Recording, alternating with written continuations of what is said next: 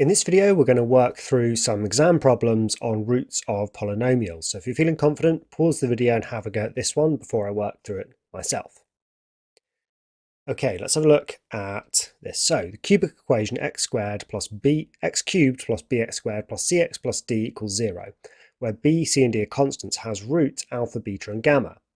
It's given that alpha, beta, gamma is -1, so state the value of d.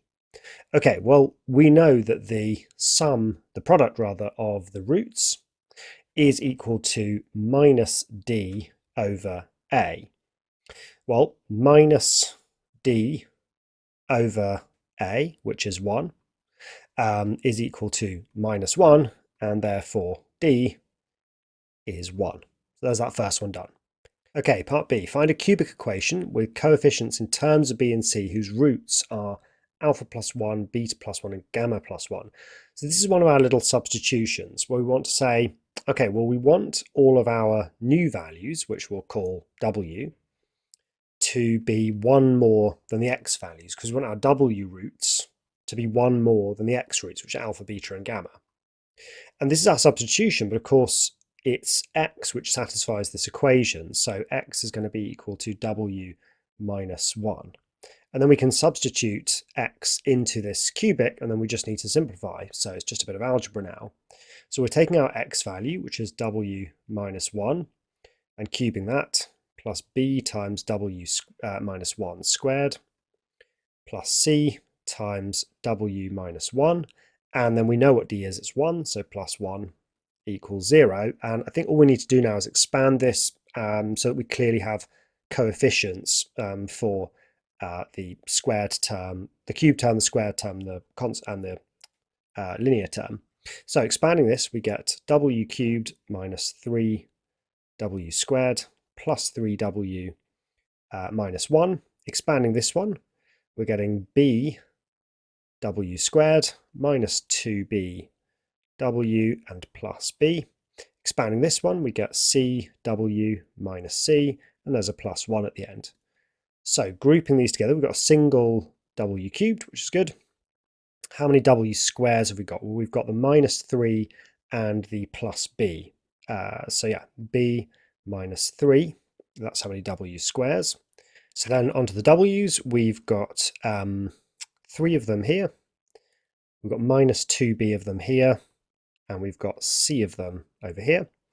And that just leaves the constants. The minus 1 and the 1 cancel, leaving me just with plus b minus c, just plus b minus c.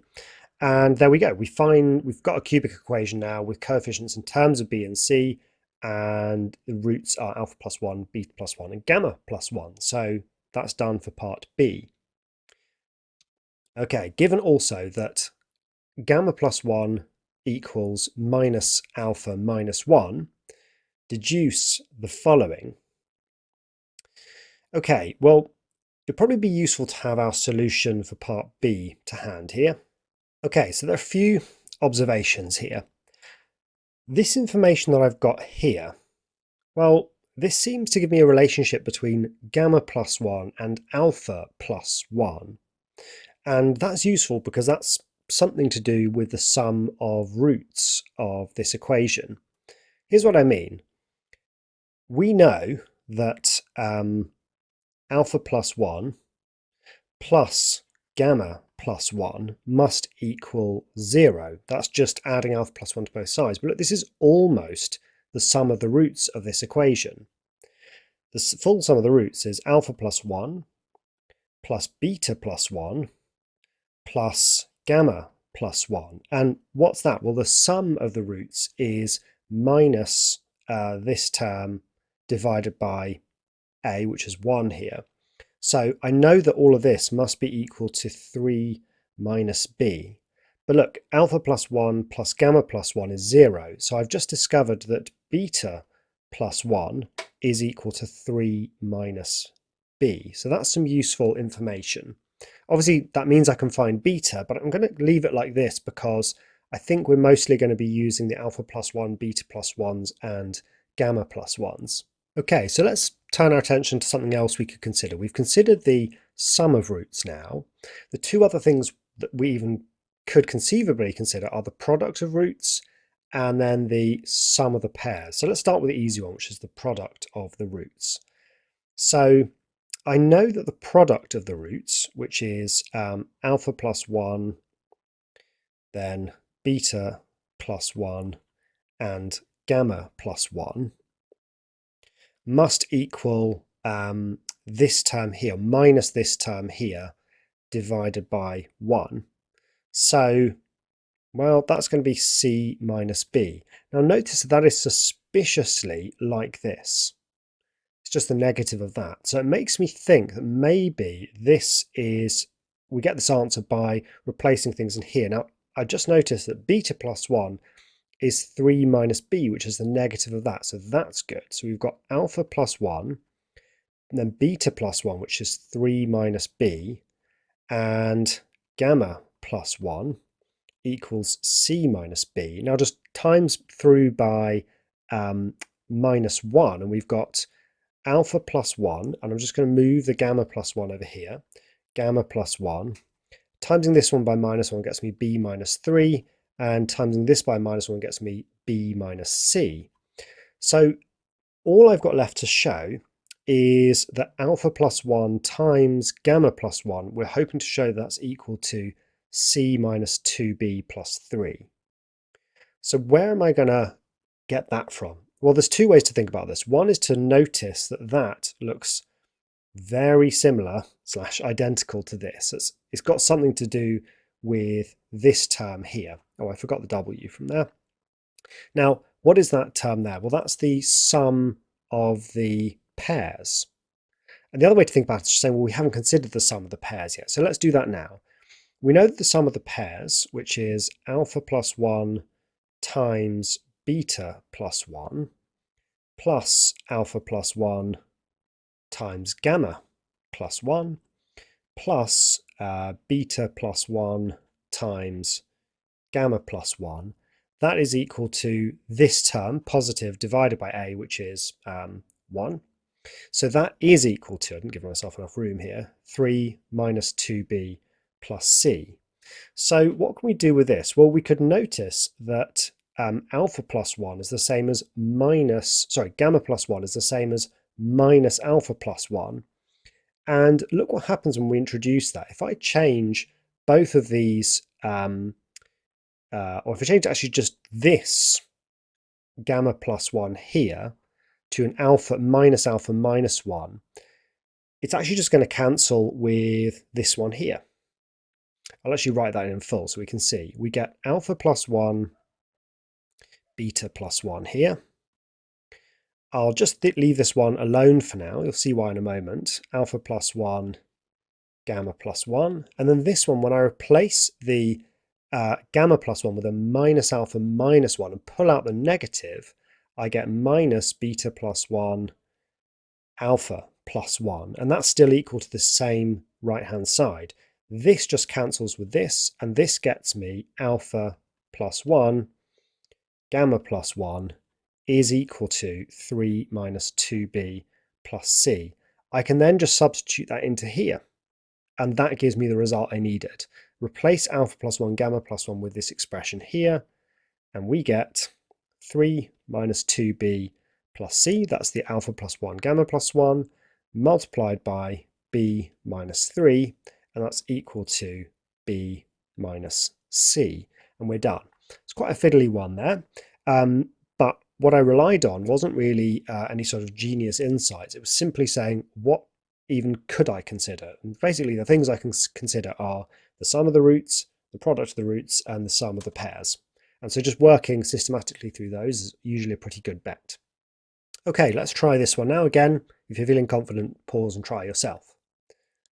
So this says the cubic equation x cubed plus cx plus 1 equals 0, where c as a constant has roots alpha, beta, gamma. Find a cubic equation whose roots are alpha cubed, beta cubed, gamma cubed. Well, this one is a bit fiddlier than it might first seem, because typically you've got two options here. You can either try to sort of hack through sums of roots, products of roots, sums of pairs here, and try to figure out what all of that would be for this one. So like, what is the product of these, and some of these pairs? That's going to be very, very algebra heavy. And for only 3 marks, I don't want to go there.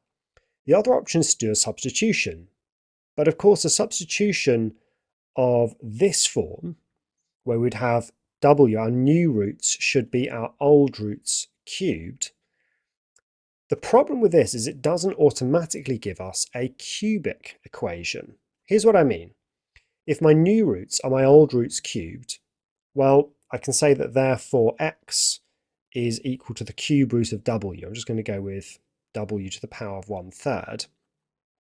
And the issue there is if I sub that in, what I end up with is w, so x cubed is w, plus c times w to the power of 1/3 plus 1 equals 0. Now, that's an equation with roots of alpha cubed, beta cubed, and gamma cubed, but it's not a cubic equation. So how can we turn this into a cubic equation? Well, luckily, because of the absence of x squared or w squared terms, I can actually do the following. I can keep this over here. I can move the w and the 1 to the other side, and now I can just cube both sides, because that will just give me a bog standard cubic here and a w term here. And so I'm safely just with a cubic equation.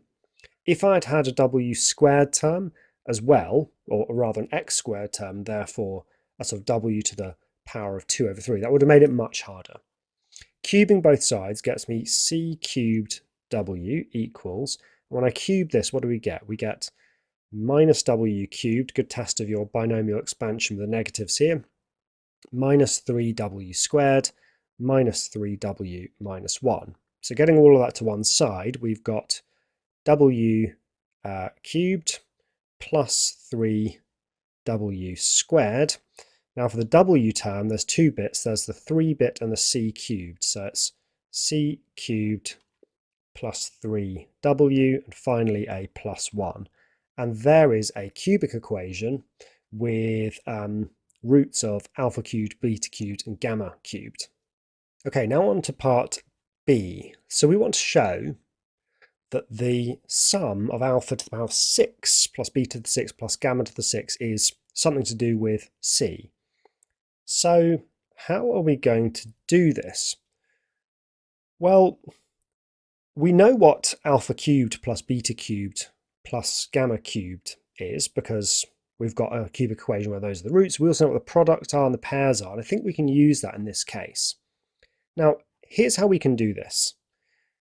We can start by considering alpha cubed plus beta cubed plus gamma cubed, because we know something about that. And we can square that. And the reason why that's a clever thing to square is when you square this, you do get alpha to the 6 plus beta to the 6 plus gamma to the 6 and some other stuff. So what do we get? Well, we do get alpha to the power of 6. We do get beta to the power of 6. And we do get gamma to the power of 6. What else do we get? Well, if we expanded this, I'd be getting alpha cubed, well, times alpha cubed, that's alpha to 6. I'd get alpha cubed times the beta cubed, and alpha cubed times the gamma cubed, and I'd also be getting like another beta cubed times alpha cubed. So I'm getting 2 times alpha cubed, beta cubed. In fact, I'm going to get 2 times all of the pairs, plus 2 times beta cubed, gamma cubed, and 2 times alpha cubed, gamma cubed. And that's it, right? Expanding this sort of thing, we do expect there to be 9 terms in total, but these all count twice, so 1, 2, 3, 4, 5, 6, 7, 8, 9. Now this is good because I know something about every single bit of this equation apart from the bit I'm looking for. Because alpha cubed plus beta cubed plus gamma cubed is the sum of the roots of this equation.